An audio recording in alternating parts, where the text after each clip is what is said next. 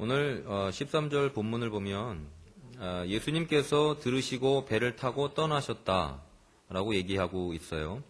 오늘 본문은 좀 쉬운 내용입니다. 오병이어에 대한 내용인데 이 부분을 통해서 주님께서 말씀하시는 것이 무엇인지를 한번 좀 같이 나눠보려고 하는데 그 중에 13절의 내용이 우리에게 좀 다가옵니다. 예수께서 들으시고 배를 타고 떠나셨다. 무슨 이유인지는 모르겠지만 주님께서는 배를 타고 좀 멀리 떠나셨었던 것 같아요. 그가 들으신 내용의 얘기가 뭔지는 아직 잘 모르겠지만 그것이 좋은 얘기인지 또 나쁜 얘기인지 무엇인지는 모르겠지만 주님께서는 어쨌든 혼자 있고 싶으셔서 배를 타고 떠나셨다고 본문 13절에는 얘기하고 있습니다. 들으셨다는 내용은 바로 그 전에 분명히 있겠죠. 근데 그 전에 내용이 뭐냐면 세례 요한이 목이 베었다라는 소식이에요. 근데 주님께서 들으셨었던 소식은 세례 요한이 목이 베어졌다라는 소식이라기보다는 2절에 나와 있는 내용이 아닌가라는 생각이 듭니다. 14장 2절에 이렇게 얘기하고 있어요. 그 신하들에게 이르되 이는 세례 요한이라 그가 죽은 자 가운데서 살아났으니 그러므로 이런 능력이 그 속에서 역사하는도다 하더라. 세례 요한은 이미 죽었습니다. 근데 분봉왕 헤롯이 예수의 소문을 듣고 나서 주변 신하들과 함께 얘기하는 거예요. 이 사람 세례 요한 아니냐.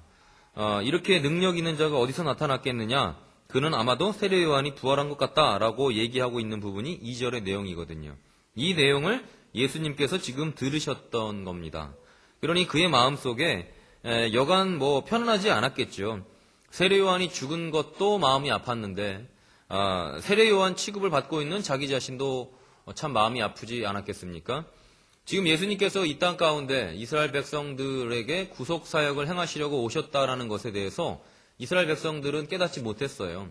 게다가 당신이 선지자로서 또 사명을 감당할 많은 하나님의 은혜를 끼칠 자들을 이스라엘에 보냈음에도 불구하고 많은 하나님의 사랑을 깨달아야 할 자들이 주님이 보낸 사람들을 잡아 죽이기 시작했습니다. 그것이 얼마나 마음이 아팠겠어요.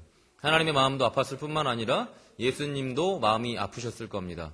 근데 이제 심지어 세례 요한이 다시 살아났다고 자기 자신을 평가하고 있는 것 또한 자기가 누구인지에 대해서 알지 못하는 그들의 모습을 보면서 마음이 많이 아프셨을 거예요.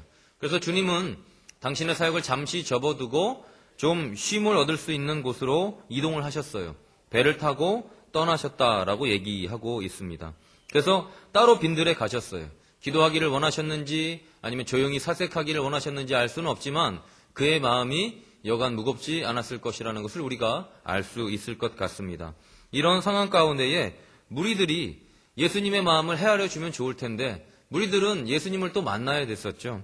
그러니 13절 중반쯤에 보면 이렇게 얘기해요. 무리가 듣고서 여러 고을로부터 걸어서 따라갔다라고 얘기합니다. 배를 타고 간 거리를 걸어서 갈 정도라면 얼만큼의 시간이 걸렸는지는 잘 모르겠지만 어느 정도의 시간을 아마도 걸어서 주님을 만나러 갔었던 겁니다.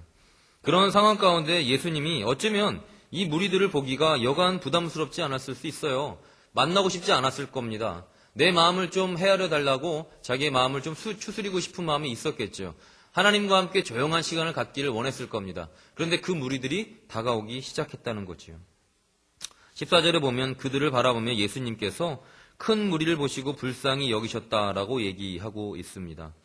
여러 고을에서부터 걸어온 그들을 보면서 불쌍히 여기실 수밖에 없었던 이유는 그들이 갖고 있는 삶의 모습들이 너무나 처량했기 때문이에요. 그들은 현실적인 가치만을 가지고 살아가기 시작을 했죠. 어쩌면 그들은 배가 고파서 왔는지도 모릅니다. 아니 어쩌면 그들은 아픈 병자들이 예수님 앞에 나아가면 낫는다라는 소식을 듣고 왔는지도 몰라요.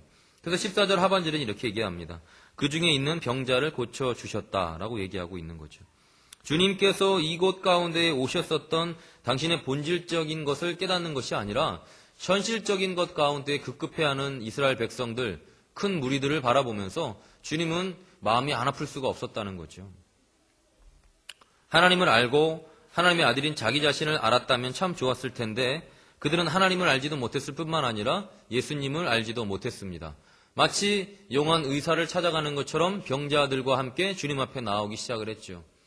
마치 자선 사업가를 만나서 떡을 받아먹는 사람들처럼 주님 앞에 먹을 것을 얻기 위해서 나오기 시작했다는 거예요. 예수님은 참 마음이 많이 아프셨습니다. 이런 상황 가운데 주님은 그 아픈 사람들을 바라보면서 그냥 있으실 수가 없었어요. 자신의 감정이 우선이 아니라 그 아픈 사람들을 바라보면서 애틋한 마음을 가지고 치료해 주기 시작을 했고 그들에게 하나님의 말씀을 전하기 시작을 했습니다. 이렇게 시간이 흘러 저녁이 되었어요. 15절이죠.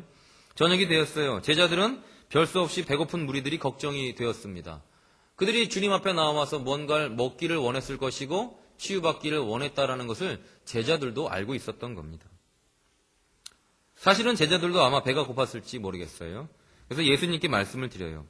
주님, 이것은 들판입니다. 때도 이미 저물었으니 무리를 보내서 마을에서 식사를 하도록 하는 게 어떻겠습니까? 주님 앞에 이렇게 말씀을 드렸지요. 그랬더니 주님이 대답하시는 거예요. 주님은 그런 제자들의 물음에 긍정적으로 대답하시지 않으셨고요. 대래 제자들에게 무거운 짐을 주는 말씀을 하셨어요. 갈 것 없다.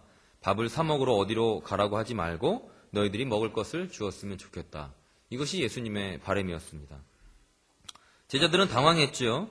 우리가 가진 것이 뭐가 있다고 그들에게 먹을 것을 줄 수 있단 말인가. 제자들은 생각했어요. 그래서 주변을 둘러보기 시작했습니다. 어떻게든 해결책을 찾아야 될 텐데. 근데 아무리 주변을 둘러보아도 해결책은 있지 않았습니다. 그러다가 어떤 아이 하나를 만나게 됐죠. 그 아이가 갖고 있었던 것이 바로 떡 5개와 생선 2마리였습니다. 그리고 그것을 가지고 주님께 다가가 말씀을 드리는 거죠. 우리에게 있는 것은 떡 5개와 생선 2마리 뿐입니다, 주님. 이것 가지고 뭘 할 수 있겠습니까? 우리의 필요를 채우기에는 턱없이 부족합니다. 그냥 이것뿐입니다. 이걸로 이 많은 인원을 어떻게 먹일 수 있겠습니까? 어쩌면 푸념과 같은 현실을 주님 앞에 보여드리기 시작을 했죠. 18절에 예수님은 대답하세요. 실망하시지 않으셨어요. 그것 가지고 되겠니? 좀 더 찾아봐라. 아이가 그 정도를 갖고 있다면 어른들은 더 많은 걸 갖고 있지 않겠니? 가족 단위로 뭔가 먹을 것이 있지 않겠니? 라고 말씀하시지 않으셨어요. 짜증내지도 않으셨죠. 그리고 그들에게 얘기하는 겁니다. 18절에 이르시되 그것을 나에게로 가져오라 라고 말씀하시는 거예요. 그리고 그 무리들을 명하여서 잔디 위에 앉게 하셨습니다. 그러고 나서 그 받은 떡 5개와 생선 2마리를 하나님께 전심으로 감사의 기도를 드리셨어요. 그것이 19절의 내용입니다. 무리를 명하여 잔디 위에 앉히시고 떡 5개와 물고기 2마리를 가지사 하늘을 우러러 축사하셨다라는 내용이죠. 하나님께 전심으로 감사의 기도를 드리셨어요. 하나님, 비록 우리에게 떡 5개와 생선이 2마리밖에 없지만 이것을 주심을 감사드립니다. 이제 우리가 가진 것들 위에 하나님의 은혜를 채우셔서 가난한 우리에게 하나님의 사랑을 더하여 주옵소서. 아마 이것이 예수님의 기도가 아니었나 생각이 듭니다. 예수님의 기도는 우리가 아는 것처럼 기적을 일으켰어요. 그 많은 사람들이 모두 먹었습니다. 배불리 먹은 인원은 무려 5,000명이나 되었고, 근데 그 인원에는 여자와 어린 아이들은 제외된 숫자였다는 거죠. 정말 놀라운 기적이 아닐 수 없습니다. 저는 이 본문 우리가 많이 들었고 많이 알고 있는 부분이기 때문에 쉽게 그냥 볼 수 있다는 생각이 듭니다.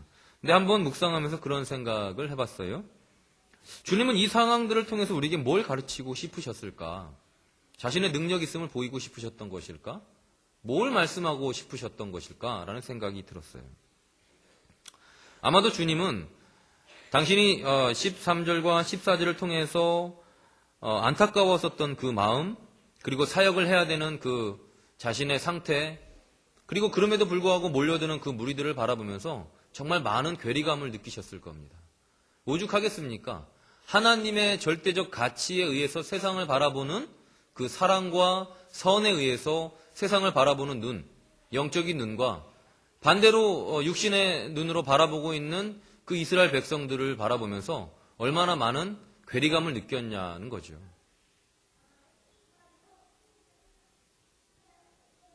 주님은 눈에 보이는 현실이 전부가 아님을 말씀하고 싶으셨었던 것 같아요. 아마도 우리는 내가 가진 것을 가지고 100%를 만들기를 원할 겁니다. 내 눈에 보이는 것, 나의 생각을 가지고 나의 삶의 만족을 얻기 위해서 노력하기 시작한다는 거죠.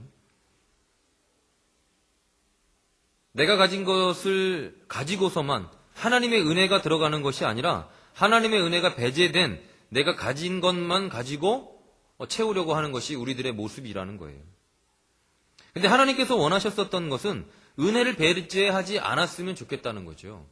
내가 갖고 있는 것과 합해서 100%를 만들라는 거예요. 제자들은 자기네들이 갖고 있는 것이 얼마 안 된다고 얘기를 했습니다.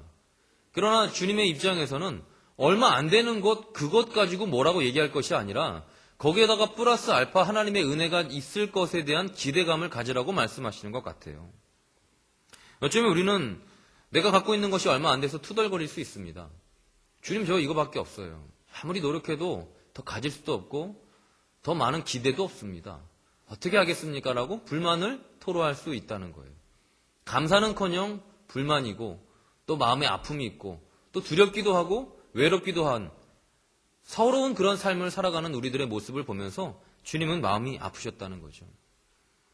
이 표현이 적절할지는 모르겠습니다만 이 강아지가, 이 개가 어디 이렇게 잡혀갔나 봐요. 개 잡아가는 사람은 뭐라 그래요? 개장수요? 쉽네요. 개장수한테 개가 잡혀갔어요. 복날에 잡혀먹으려고 했는지는 모르겠지만 난 좀 거창한 좋은 말이 있을 줄 알았죠. 근데 그 개장수한테 잡혀갔는데 이 끈을 끊고 도망을 친 거예요. 근데 이게 끈을 끊으면서 쇠로 된 그게 이 목을 꾹 찔렀던 거죠.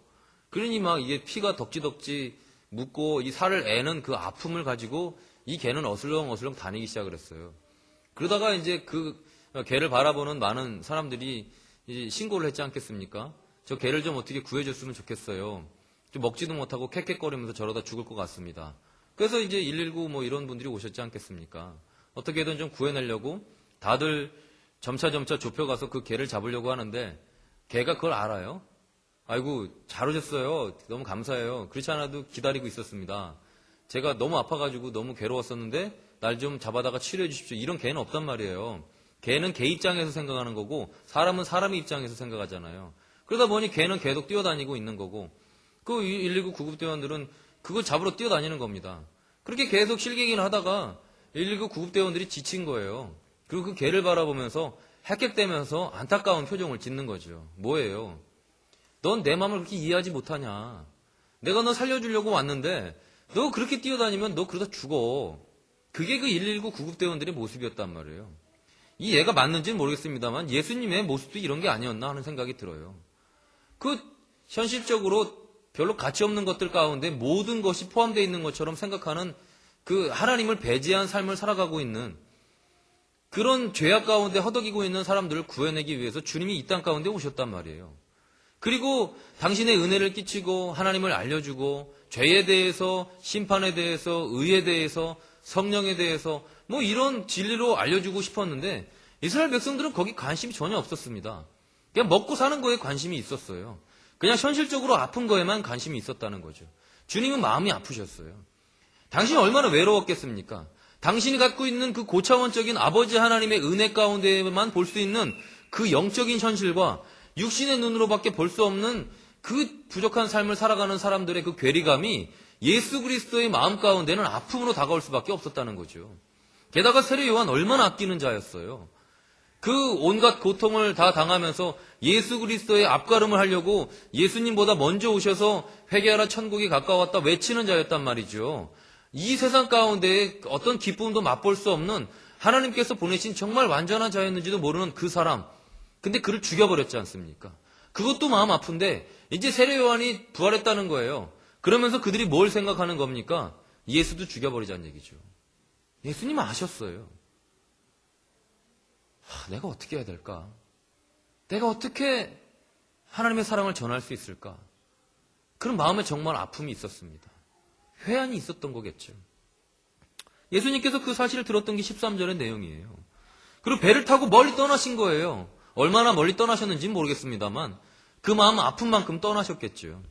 한적한 곳에 있고 싶으셨던 거예요. 주님, 기도하셨겠죠. 하나님, 죄라는 게 이렇게 무섭군요. 죄라는 것이 이렇게 무지하게 만드는군요. 내가 하나님의 아들로 이 땅 가운데 저들을 구하러 왔는데 저들은 나한테 죄를 대속하고 구원해 주실 하나님의 가치를 깨닫는 것이 아니라 그 한낱 빵 조각이나 얻어먹으려고 저렇게 몰려들고 있습니다. 그리고 내가 보낸 그 사랑하는 세례 요한도 죽였습니다. 그런 아픔을 갖고 있는 것이 아니겠어요? 그런 주님은 자기의 마음을 다스리기도 전에 더 많은 무리들을 만나게 된 거예요. 그리고 그 무리들이 주님 앞에 나온 거죠. 뭘 좀 주세요. 우리의 현실에서 돌파구를 찾아주십시오. 영적인 건 전혀 없었어요. 그러나 주님은 뭘 가르쳐야 됩니까? 현실의 눈으로만 바라보는 것이 전부가 아니라는 것을 말씀해주고 싶으셨겠죠. 그 가치가 얼마나 중요한지를 알고 있었기 때문에 제자들에게 얘기해주고 싶었겠죠. 때마침 거긴 또 빈들이랍니다. 날도 저물었대요. 먹을 것이 없었어요. 제자들이 찾아왔습니다. 뭘 좀 먹여야 될 것 같습니다. 라고 얘기했을 때 주님이 얘기하시는 거죠. 니네들이 좀 주워봐라. 주님께서 기대할 수 있는 자들은 제자들이었죠. 제자들만큼은 예수님의 마음을 헤아려 주길 원했고 예수님과 같은 시점을 같은 시선으로 바라보기를 원했다는 거예요. 근데 제자들도 철딱선이 없었지 않습니까? 주님이 얘기하는 거를 이해하지도 못했고 그들의 마음 가운데 푸념밖에 없었다는 거예요. 우리가 갖고 있는 건 이거밖에 없어요. 도저히 희망이 없습니다. 라는 얘기죠. 전 17절에 뿐이라는 그 구절에 동그라미를 쳐놨어요. 우리에게 있는 것은 떡 5개와 물고기 2마리 뿐입니다.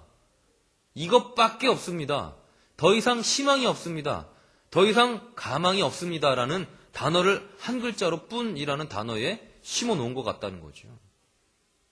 주님은 이 시선을 좀 끄집어내고 싶으셨던 거예요. 그래. 근데 그게 뭐 어째서? 그래서 불행하냐? 그 두렵니? 그래서 외롭니? 주님은 그걸 말씀해주고 싶으셨던 것 같아요. 너희들의 눈으로 바라본다 그러면 만족할 수 없어. 행복할 수 없지. 그러나 내가 바라보는 영적인 시선으로 같이 바라봤으면 좋겠다. 그것이 주님이 원하셨던 거였다는 거죠. 우리의 가치는 내가 갖고 있는 것이 보잘것없음으로 인해서 나의 감정이 들쭉날쭉하죠. 내가 좋았다 나빴다 싫었다 하는 거예요. 어떨 때는 좋을 때도 있고요. 어떨 때는 슬플 때도 있고요. 어떨 때는 심지어 예배드리고 싶지도 않은 거죠. 어떨 때는 사람을 피하고 싶은 거죠. 왜냐하면 내가 소유한 것들에 의해서예요. 그것이 물질의 것뿐만 아니라 내가 갖고 있는 이상을, 내가 갖고 있는 계획함을 채워주지 못함으로 인한 실족함도 분명히 있을 거라는 겁니다. 근데 하나님은 주님을 통해서 뭘 가르치고 싶으셨던 겁니까? 그 가치를 뛰어넘기를 원하셨던 거죠. 그거 가지고 와봐라. 무리를 명하여 잔디 위에 앉히라고 했습니다. 떡 5개와 물고기 2마리를 가지고 하늘을 우러러 축사하셨답니다. 원어로는 유로게오라고 하더라고요. 이 단어의 뜻은 식기도와 같은 감사의 기도랍니다. 주님이 하나님께 기도하신 거죠. 하나님, 이 두 가지 종류의 부류가 있습니다. 떡도 있고 물고기도 있습니다. 사람의 눈에는 이것 가지고 어떻게 수천 명을 먹일까라고 생각할지 모르겠지만 주님 어쨌든 감사합니다. 이것이 있습니다. 이제 하나님 당신의 것을 더해서 100%를 만들어 주십시오. 이것이 주님이 원하셨었던 가르침이라는 거예요. 우리는 육신의 눈으로 바라보면서 100%안 되는 것 가지고 아웅다웅합니다. 내가 50%밖에 없으면 30%, 40% 갖고 있는 사람 걸 뺏어서 100%를 만들고 싶어 하지요. 그러나 하나님은 그렇게 주님을 통해서 가르치시지 않았습니다. 내가 갖고 있는 것이 부족할 때 주님께 감사하며 또 믿음으로 기도했을 때 나머지 부족한 부분을 하나님의 은혜로 채워주게 된다는 것을 이 본문을 통해서 우리에게 말씀하고 계시다는 겁니다. 우리에게 있는 게 뭘까요? 전 그게 궁금했습니다. 우리가 가지고 있는 것이 뭘까요?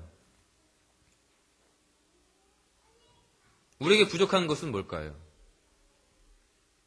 우리는 이 본문들을 통해서 무엇을 기대해 봐야 될까요? 저는 한번 생각해 봤습니다. 다 배불리 먹고 남은 조각을 12바구니나 차게 거두었고 먹은 사람은 여자와 어린이 외에 5,000명이나 되었더라. 이 기적이 일어났었던 것은 주님의 그 가치에 있었던 거죠. 하나님이 행하실 것에 대한 믿음과 감사에서부터 시작됐다는 겁니다. 여러분, 우리도 이 주님과 같은 눈을 가져야 되지 않겠습니까? 이 영적인 눈을 좀 가져야 되지 않겠습니까? 영적인 가치를 바라볼 수 있는 믿음이 우리 안에 있어야 되지 않겠습니까? 아니, 언제까지나 개처럼 도망 다니겠어요? 그 목에 팍 박힌 그 개가 도망 다니다 죽겠지, 그 살겠습니까? 그 개는 그 119 소방대원들한테 잡혀야 돼요. 그게 불행하다고 느껴질지는 모르겠지만 잡혀서 이걸 뜯어내고 수술을 해야 살 것 아니에요. 우리가 육신의 눈을 가지고 아무리 도망 다니고 채우려고 한들 주님을 만나지 않으면은 목에 상처 입은 개와 같은 삶이라는 거죠. 주님이 이 본문을 통해서 우리에게 얘기하신 거는 우와 주님 만나면 배불리 먹는다. 주님 만나면 병 고침을 받는다. 그런 차원에서 머물라고 말씀하신 것이 아니라는 겁니다. 더 높은 이상을 가져야 되는 거죠. 하나님은 그 정도를 가지고 당신의 아들을 죽이시지 않으셨어요. 그 정도 가치로 우리를 폄하하려고 생각하시지 않으셨단 말이죠. 우리는 대단한 가치가 있는 자들입니다. 내 삶에 내 눈을 뜨고 바라보는 것 말고 내가 눈 감고 있는 영적인 것들이 분명 있다는 거예요. 듣지 못하는 것이 있고 알지 못하는 세계가 있다는 겁니다. 근데 그 현명함과 지혜로움이 누구한테 있어요? 예수 그리스도 하나님에게 있다는 겁니다. 그래서 우리가 주님 앞에 나아가는 거예요. 하나님, 나보다 전문가시죠? 당신이 갖고 있는 지혜를 주십시오. 당신이 갖고 있는 그 눈으로 보게 해 주십시오. 당신이 말씀하시는 것을 듣게 해 주십시오. 이것이 우리의 고백이어야 된다는 겁니다. 설교 제목이 우리에게 있는 것이에요. 아마 여기에는 우리 모든 성도님들 가운데 우리가 각자가 갖고 있는 것들이 있으실 겁니다. 물질적인 것이든 기대와 이상을 꿈꾸는 것이든 뭐 어떤 거든 상관이 없습니다. 여러분들 100%를 채울 수 있는 분들은 많지 않으실 거예요. 부족하다고 해서 실족하고 실망할 필요는 없을 것 같습니다. 주님이 우리에게 보여주셨었던 이것을 적용해 보세요. 우리가 이런 상황에 똑같이 처해지지는 않지 않겠습니까? 여기서 주님이 가르치시는 것이 딱 정해져 있는 그거겠어요? 우리가 말씀을 들으러 들판으로 나가야겠습니까? 배고플 때까지 저녁까지 있었다가 아이고 배고픈데 떡하고 물고기 갖고 있는 사람을 불러가지고 그 기사와 이정만을 원하는 것을 이 본문 가운데 써놓으셨겠어요? 주님의 진리는 그 정도 고정관념 가운데 틀이 박혀 있는 것이 아니라요. 이 진리를 가지고 어느 상황에서든 쓸 수 있다는 거죠. 이제 대학생들, 청년들 시험 보고 있지 않습니까? 여러분들이 갖고 있는 지식의 한계가 있을 거 아니에요. 능력을 뛰어넘을 수가 없으니까. 아무리 날고 겨도 B뿔밖에 못 맞는 거 있을 수 있겠죠. 괴로울 겁니다. 남들은 설렁설렁 하는데 A뿔 맞고 B뿔밖에 못 받는 당신네들의 그 지식 체계를 가지고 주님한테 나아가세요. 그리고 하나님한테 보여주시는 거 성적표 흔들면서 B뿔이라도 주셔서 감사합니다. 이제 당신의 것으로 채워주십시오. 다음번에는 주님 기대합니다. 해보세요. 난 그것이 믿음이라고 생각합니다. 주님이 해가지고 우리에게 가르친 것 당신만 할 것 같으면 우리한테 왜 이걸 가르쳐 줬겠어요? 당신이 이 땅 가운데 없어도 우리가 그렇게 살기를 원하셨던 것 아니겠습니까? 저는 이러한 것들을 가지고 우리가 적용하며 살았으면 좋겠어요. 어떠한 것든 상관없으세요. 믿음이 부족하세요? 그 부족한 믿음을 가지고 주님 앞에 가서 흔드십시오. 주님, 나 부족한 믿음밖에 없어요. 나머지 당신의 믿음으로 날 채워주십시오. 이것이 하나님께서 원하시는 것이 아니겠냐는 겁니다. 각자가 갖고 있는 것이 뭘까요? 부족하다고 실망하며 좌절하며 계속해서 뛰어다니며 살겠습니까? 아니면 하나님을 만나서 그 부족한 부분을 채워주기를 원하며 살아가시겠습니까? 전 여러분들이 그 부족한 부분을 가지고 하나님 앞에 나아가 기도하며 감사와 믿음을 가지고 나머지 부분을 채우는 행복한 삶을 사셨으면 좋겠어요. 또 하나요. 혹시 어떤 분들은 많이 갖고 계셔서 난 별로 더 이상 갖고 싶지 않아요. 난 한 90% 갖고 있습니다. 라고 얘기하실 수 있겠죠. 그러나 자만하실 수 없습니다.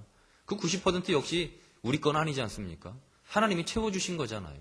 그러면 더 부족한 분들을 위해서 나눠주실 수 있어야죠. 믿음이 있는 분은 그 믿음을 사용해서 저분들을 위해서 기도해 주셔야죠. 난 믿음 됐으니 난 나만 챙길 거야. 이런 영적인 가르침을 주시는 적이 없어요. 조금 더 뛰어난 신앙생활을 하고 계시다. 하나님과 더 근접한 거룩한 삶을 살고 계시다는 생각이 드신다면 부족한 분들을 위해서 기도를 나눠주시는 거죠. 나에게 재정이 더 많이 있다. 그럼 재정을 좀 나눠주시는 거죠. 내게 90% 있는데 내가 30% 나눠주겠습니다. 육신의 눈으로 봤을 땐 손해예요. 그러나 하나님의 눈으로 봤을 땐 손해 아닙니다. 나머지 부분을 하나님께서 채워주신다는 거죠. 그것이 오늘 본문을 통해서 우리에게 말씀하시는 거예요. 세상의 논리를 가지고 살아가려고 그러면 우리에게 있어서 예수님의 한탄밖에 안 남는다는 거죠. 그러나 주님이 우리에게 주시는 것은 영적인 가치 그 눈으로 바라보라는 겁니다. 오늘 본문을 통해서 우리가 적용할 수 있는 건 무궁무진하세요.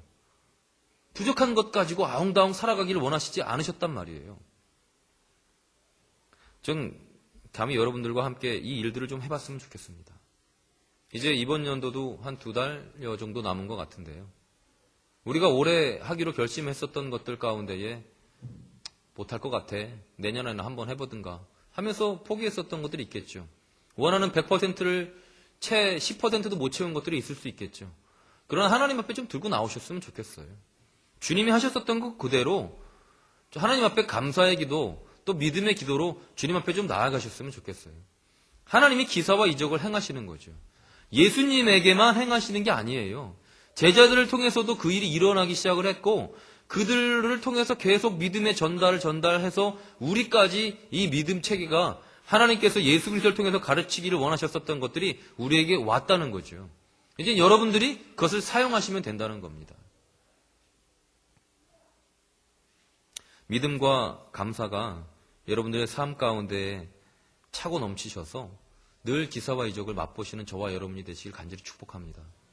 그것이 여러분의 삶 가운데 간증거리가 되고 증인된 삶을 살게 되어서 하나님이 안 계시다라는 말을 할 수 없을 뿐만 아니라 그를 믿음으로 인해서 나에게 기사와 이적을 베푸셨다는 그 증거가 우리 안에 차고 넘치시기를 간절히 축원합니다. 하나님, 깨닫는 것 어렵지만 깨닫는 것만 가지고 살아가지 않게 해주십시오. 깨닫는 데 머무르는 것이 아니라 그 진리를 가지고 삶으로 살아가게 하여 주시기를 원합니다. 오늘 본문이 어쩌면 쉬운 본문인지도 모릅니다.